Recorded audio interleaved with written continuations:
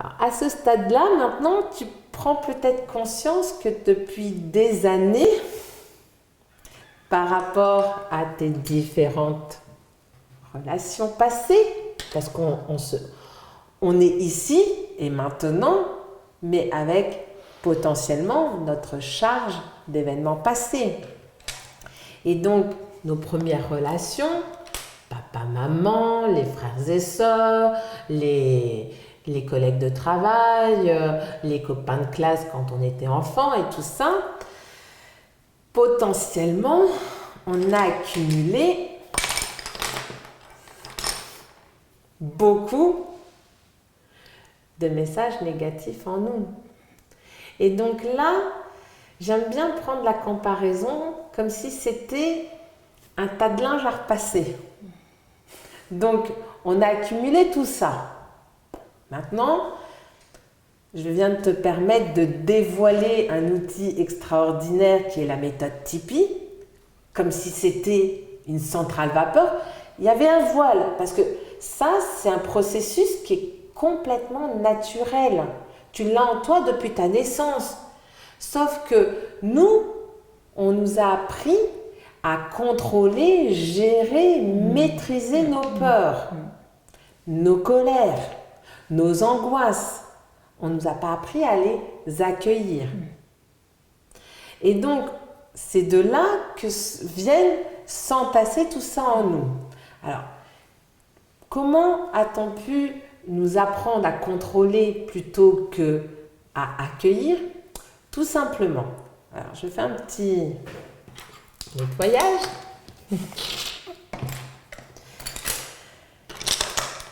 Un enfant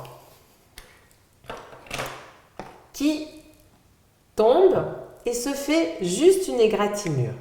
Mais les pleurs de nos enfants peuvent réveiller en nous, adultes accompagnants que nous sommes, un sentiment d'impuissance. Oh, je peux rien faire.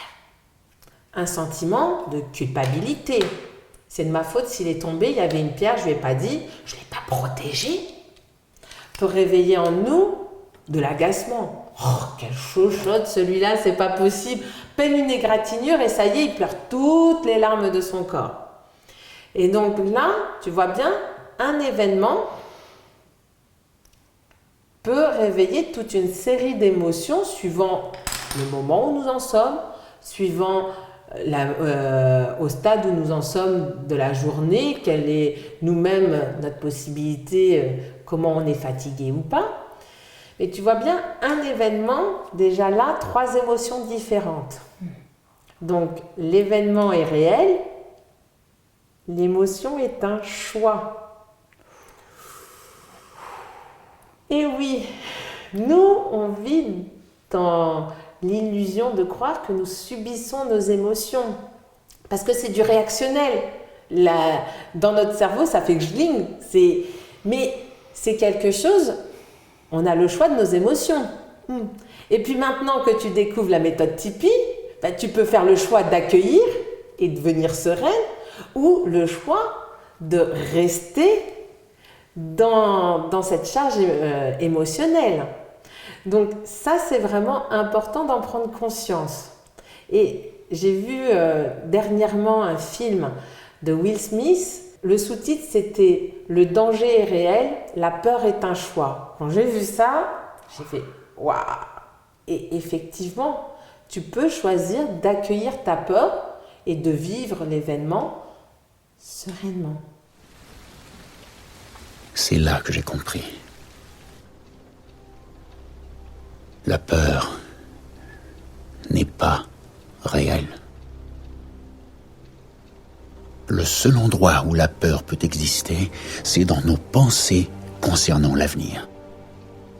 C'est un produit de notre imagination qui fait naître des peurs qui n'existent pas dans le présent et peut-être même que jamais elles n'existeront.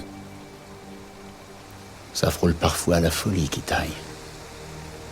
Mais comprends-moi bien, le danger est on ne peut plus réel, mais la peur est un choix.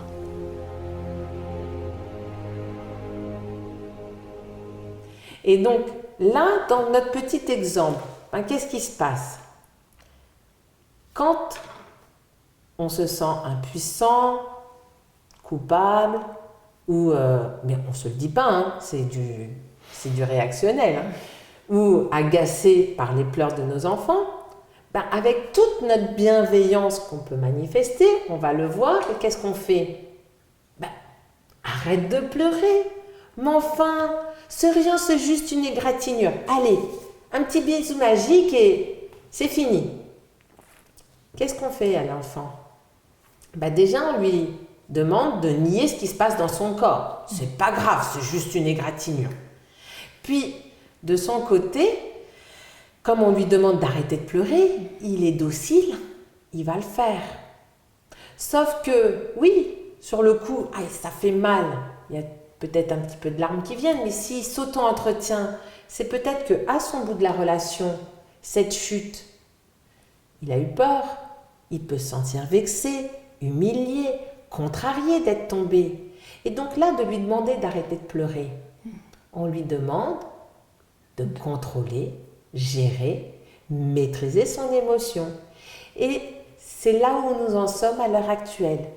Depuis des millénaires, on nous invite à contrôler, gérer, maîtriser nos émotions plutôt que de les accueillir en allant voir ce qui se passe dans notre corps.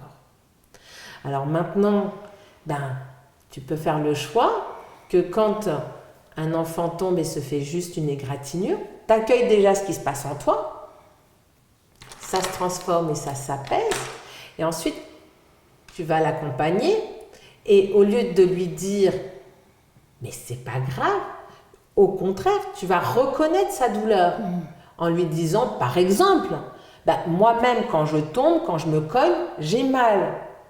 Et donc là, le fait de reconnaître sa douleur, il n'a plus besoin de l'hurler.